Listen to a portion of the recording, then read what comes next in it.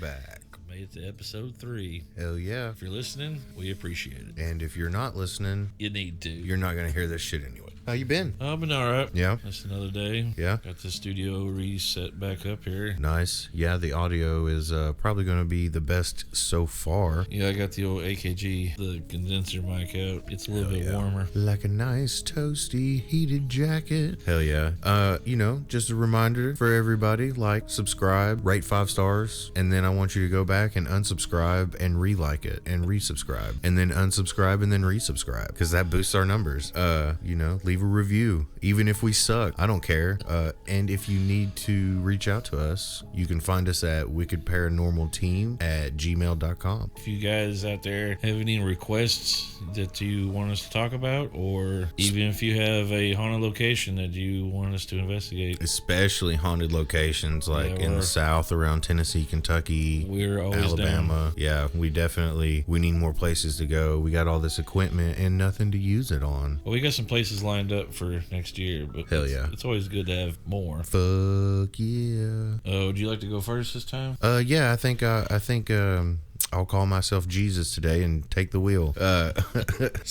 Today we're going to talk about exorcisms, but more modern exorcisms. So we all know about the Crusades and the height of the Catholic Church and them doing all the crazy shit. Yeah. But since the 70s, there's been a hard rise in the amount of exorcisms needed in the United States, especially. So, I've got a little bit of information about that, some info on a couple of people that do it. Not really a hard subject like the last few times, but we're gonna talk our way through it a little bit. So the first thing we're gonna do is we're gonna start with Pope Leo the 13th. Pope Leo, he was the Pope from February of 1878 until he passed away in July of 1903. He was 93 when he died.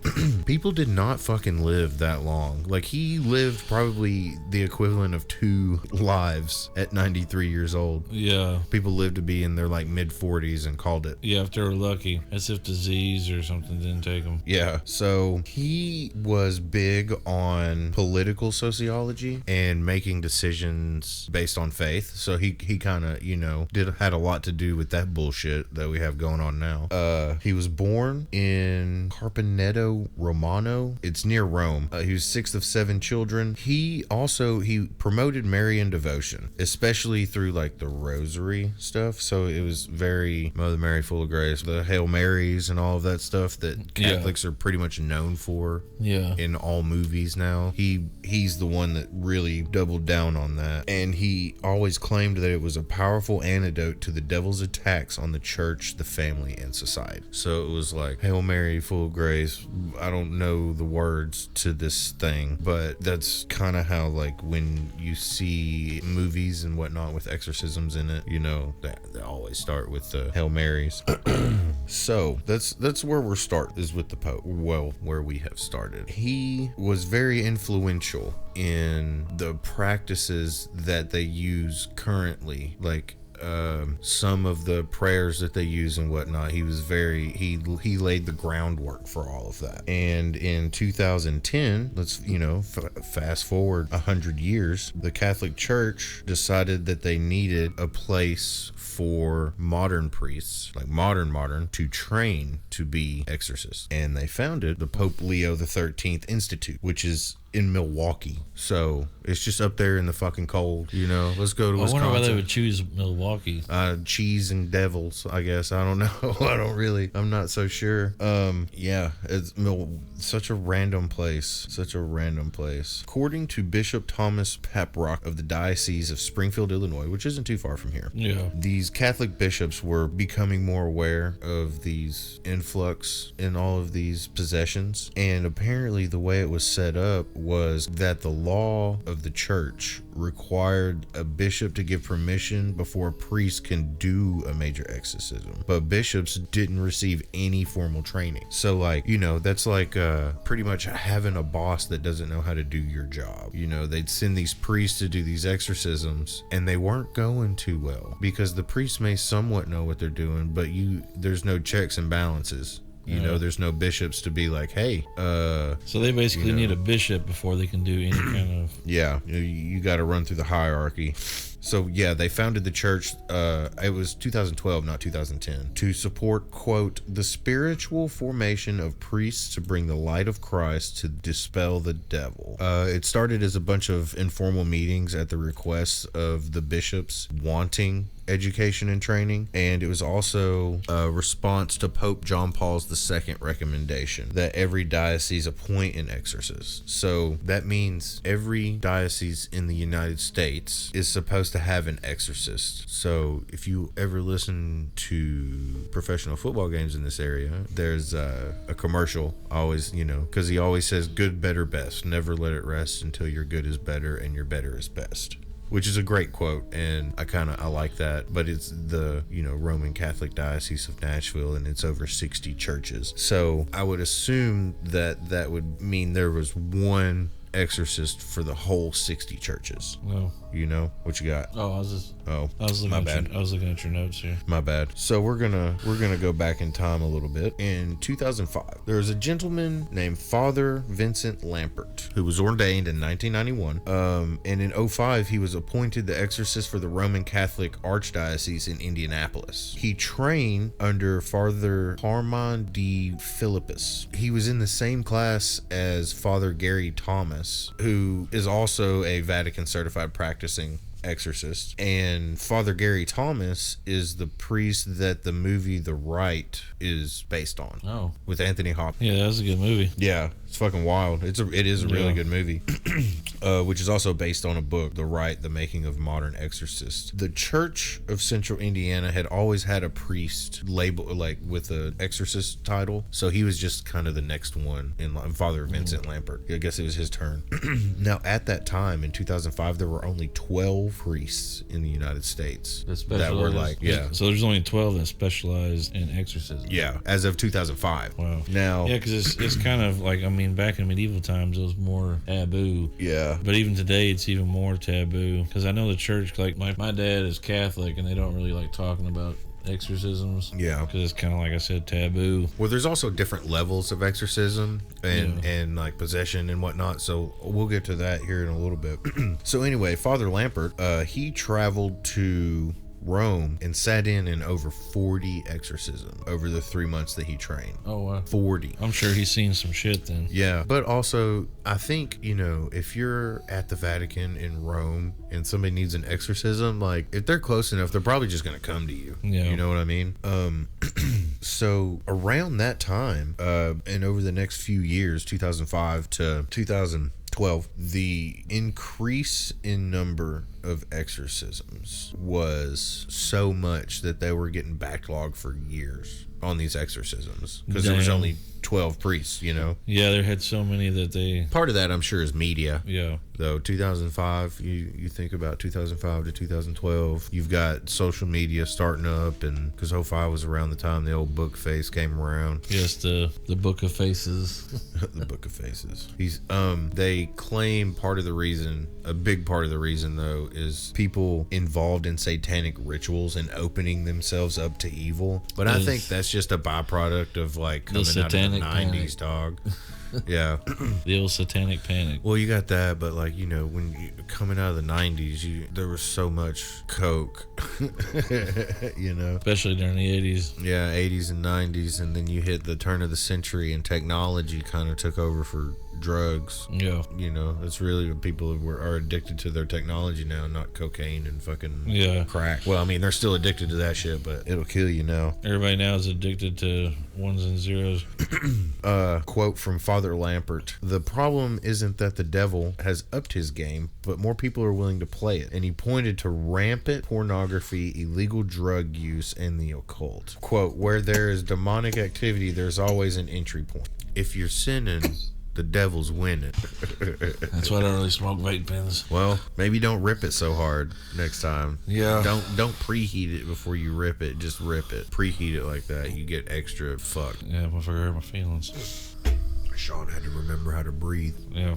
All right, back to rambling. So apparently, according to the church, actual demonic possessions are rare, like actual ones. So Father Lampert claimed that in between 2014 and 2017, he'd only seen 3 legit possessions. Oh shit.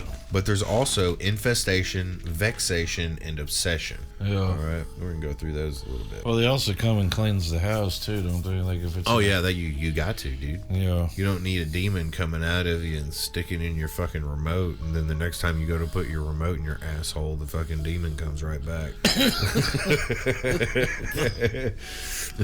He just waits for you while you're asleep. Yeah, dude, he's like the fucking Santa Claus. You know, he knows when you're sleeping. He knows when you're awake. If you're sinning, the devil's winning. You know. Yeah. So infestation happens in places where things might move and there are loud noises, right? So like there's a demon in the house. Classic poltergeist activity. Yeah. Vexation is a person is physically attacked and might have marks, bruises, bites, or scratches. Yeah. You know, they're fighting a demon.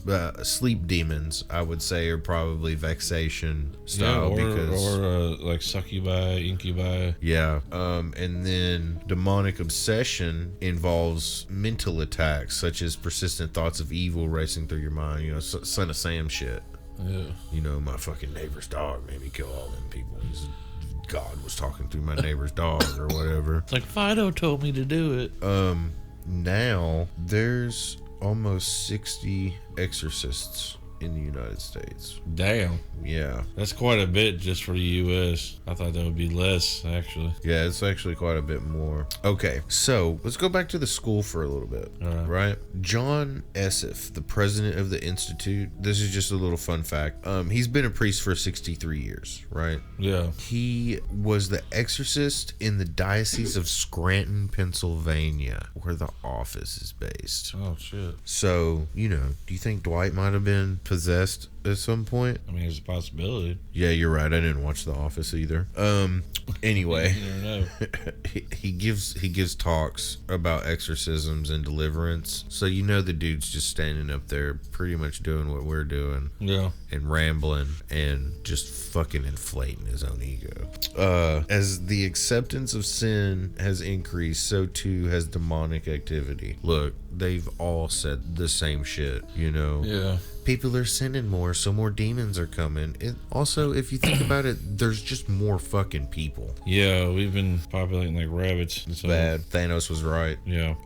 In 2015, so the school is a 2-year program. Yeah, so 2 years you can get your exorcism degree. Yeah, dude. I'm an ordained minister. Maybe I should apply for that. Yeah. That would be pretty sweet. I don't know. Do you have to be Catholic or do you just have to be a quote unquote man of God? I mean, to do Catholic exorcisms, I imagine you probably have to be ordained through Catholicism. But at the same time, like, it's not Catholics that are expelling the demons, it's the power of God. Yeah. You know, so I think you can make a case. Even with exorcisms, it's got to go all the way up to the Vatican. It's got to get signed off and stuff through the Vatican before they even consider. Yeah. That's what I was saying. That's how taboo it is, because they don't even like to acknowledge that they still do that practice. Well, how's this for taboo? In 2015, 55 exorcists, priests, and deacons graduated from Pope Leo XIII Institute. Wow. 55. Double nickel. All right. That's a lot of John Constantine's there, too.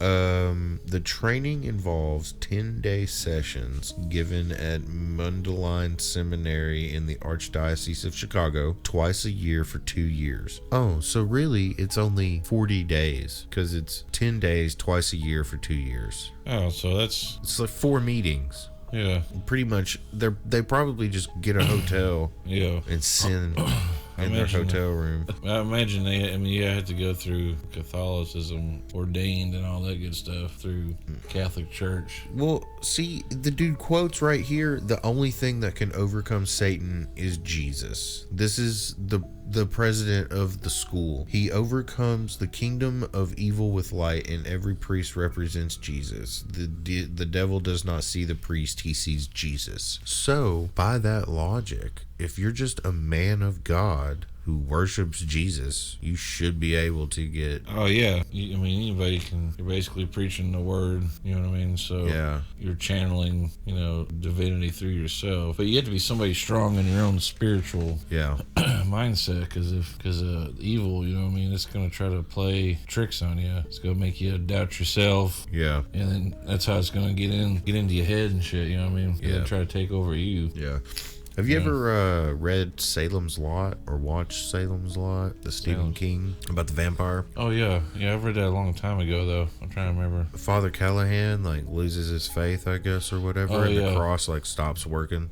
Yeah. Yeah, they remade it. There's a remake on Max, maybe. Oh. It's really good. You should watch it. They just made it, just come out, this year. Yeah, I read the book a long time ago. Yeah, being locked up will do that to you. They got every Stephen King book behind bars. I don't know how, every Stephen King book, every Tom Clancy book, and every fucking Dean Koontz book. Yeah, I read Stephen King's The Stand, the director's cut. Oh yeah, dude, The Stand. It was 4,000 pages. Yeah, micro print. Yeah, dude, I read that shit. It's ridiculous. Yeah, you fucking do it. Just you got shit else to do. Yeah, it's a good read though. Really detailed. Stephen King is really good at sucking in people. Anyway, see, he did it right here with this conversation. Sorry. So there's they do a lot of minor exorcisms. So those are the ones that happen the most frequently. You mean going and driving evil out of a place? Or? Yeah. Yeah. It's like a minor rite. Yeah, it's just a matter of praying to God to overcome evil influences. They actually consider a baptism a minor exorcism because it's a matter of rejecting Satan in all of his works. So, I guess your baby has been exorcised once they're... Yeah, once they get baptized. That's the whole point of baptism. Yeah. Is that christening? Or I don't know. I don't know much about Catholicism. Yeah, you get baptized that way. We should have brought a Catholic in for this episode. Especially as a baby. That way you're not susceptible to evil and your sins have already been washed away. No, it's a christening. Infant baptism or christening. I was right. I thought christening was what you do to a ship, but that's also the same thing. Yeah, before you set it out to sail. Yeah. That's so you have a good voyage. Now, for a minor exorcism, any type of minor, like driving out demons or what, the whole, if they're haunting the house or whatever, they don't need a bishop's permission to come and drive out demons like that. For a minor exorcism. Oh yeah. I'm talking about for if they the movie The Exorcist, in order for them to come actually drive a demon out of a person. Yeah. They're supposed to actually go through the Vatican. Yeah. It has to be signed, sealed, and delivered and everything. Yeah. Oh yeah. It's a big thing because like I said, they have to verify that the person really is. Yeah. And not mentally ill or something. Yeah. Or suffering from something else. Oh yeah. No, they do a lot of tests on that to make sure. It has to be absolute conclusion that this person is possessed. And we're going to have to go in there and exercise. The priests have to see all of that to be okay, you've had your psych eval done, you've had all of your medical testing. Yeah. And all of that, so it's this this bitch is crawling on the ceiling and shit. So their claim is that the reason that they need a bishop's permission is that the priest performing the exorcism talks directly to the devil and commands him in the name of Jesus to leave that person. So for the priest to be able to do that, to have the Jesus power behind him, he has to have the authority of the church behind him. You can't just be out here a lone gunslinger with only your faith. When you have the bishop's permission and you get your signed, sealed, and delivered envelope to approval to do an actual exorcism, you have the faith of the whole church behind you. Yeah. Waka waka waka. All right, time for the final act of Chenry's half. Sorry it's been so but if I'm being honest, it's been a long fucking day. I'm doing this after work. Yeah. I'm about to be off and go on a trip for 3 days and then come back for 2 days and then be off for 5 days and then come back for 2 days and then be off because it's fucking holidays. Yeah. So good old Christmas time. I got to work next Monday and then I got to work next Tuesday, which is Christmas Eve, and then I'm off Christmas the 2 days after plus the weekend. So I got 5 straight days off to just no, I got so much shit I got to do. You don't even know, dude. It's fucking nuts. All right. So Yeah, exorcisms. It's crazy. a whole process and shit now. Like, you can't just, Yeah. you can't just willy-nilly do an exorcism. You have been healed. I don't know if that's not really an exorcism. That's more like a tent revival, like in Blues Brothers. Was it the second one, Blues Brothers 2000, where there's that church tent and it's just going crazy in there. We're on a mission from God. Today I brought some crazy Hell yeah. crazy stuff here. What you got? You ever hear about the Hopkinsville Goblins? Goblin these nuts? The Hopkinsville Goblins. Hopkinsville? Hopkins? Hopkinsville. Hopkinsville. Yeah. Kentucky. Yeah. Yeah. Let's see. Let's hear about this, because I don't know shit about this. I didn't even look at your outline. I'm kind of excited. I wanted to learn something new. They call it the Kelly Hopkinsville encounter. I'm sorry. I'm from West Kentucky-ish, kinda, and you're butchering Hopkinsville. It's killing me, dog. My bad.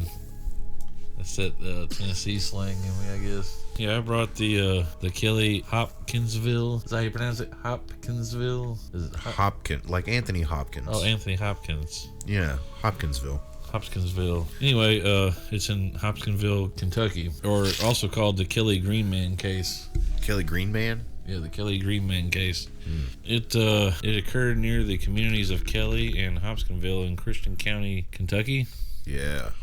During the early night and morning of August 21st into the 22nd of 1955 is when this took place. UFOologists regard it as one of the most significant and well-documented cases in the history of UFO incidents, while skeptics maintain there was no real physical evidence of the encounter, and the reports were due to the effects of excitement and misidentification of natural phenomena such as meteors and owls. The United States Air Force classified the alleged incident as a hoax in the Project Blue Book files. According to what happened, here's the claim.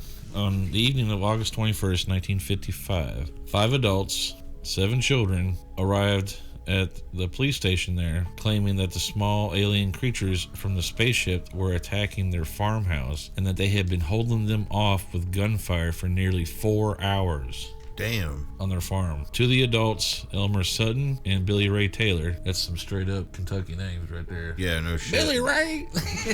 Billy Ray Taylor, you get your ass back in this house. Billy Ray Taylor, get your dick out of your cousin.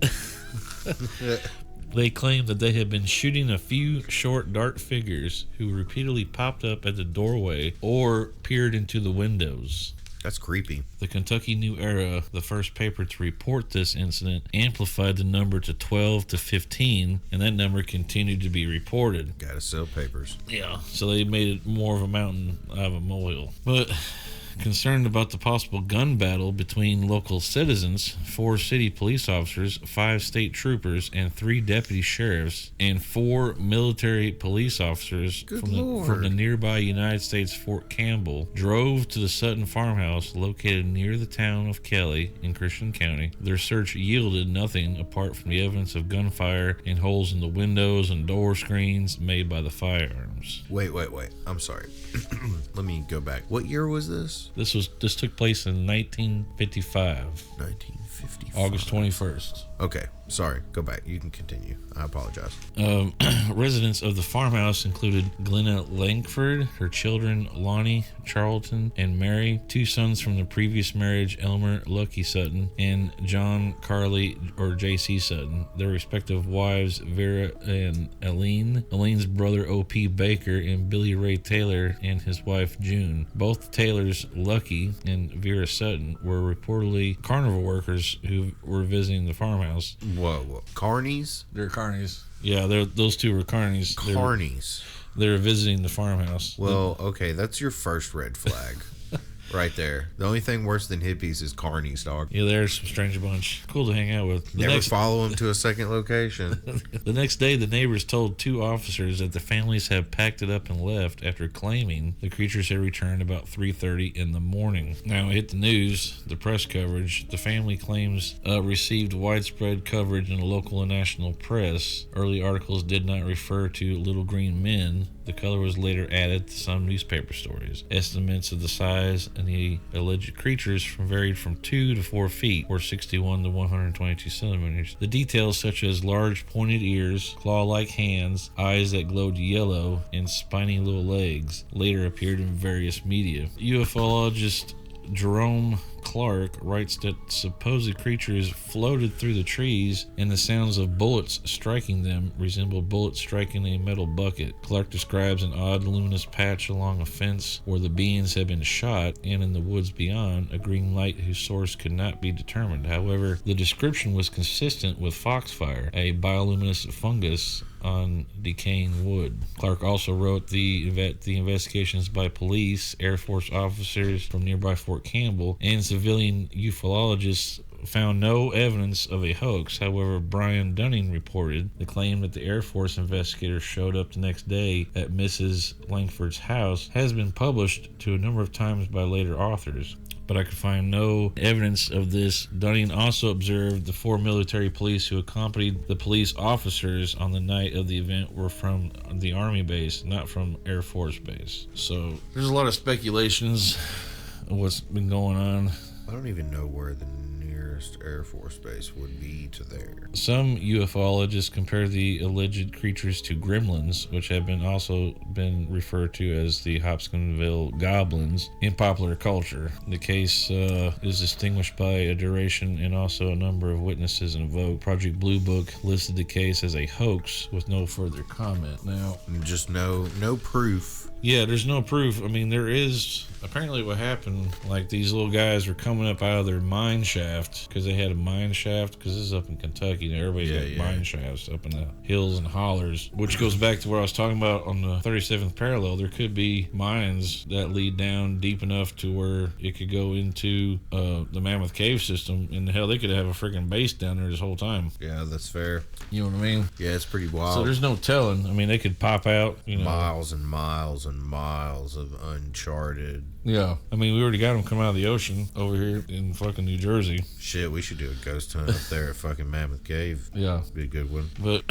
yeah, we go to Wycliffe too. The Wycliffe Indian Mounds. Have you ever been up there? Mm-mm. It's like an Indian burial ground, and there's like all kinds of like excavated Indian bones and fucking Indian burial mounds and stuff. Yeah.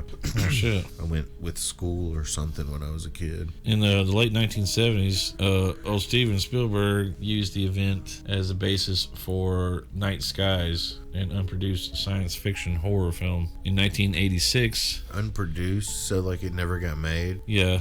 In 1986, you ever watch the movie Critters? Yeah, I've seen Critters. This story that's how Critters came about. No shit. Yeah, in 1986, the comedy horror film Critters is loosely based on this event. There's nothing there but ghost stories.